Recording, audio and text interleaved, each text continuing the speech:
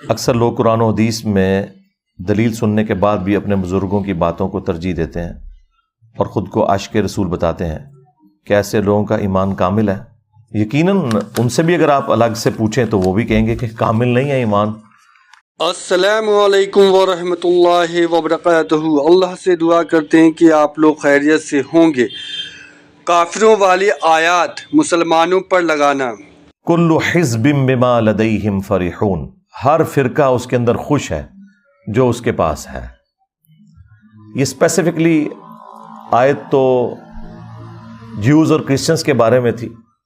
اللہ تعالیٰ نے فرمایا کہ انبیاء کے جانے کے بعد انہوں نے اپنے دین کو پارا پارا کر دیا اور ہر فرقہ اس بات پہ خوش ہے جو اس کے پاس ہے.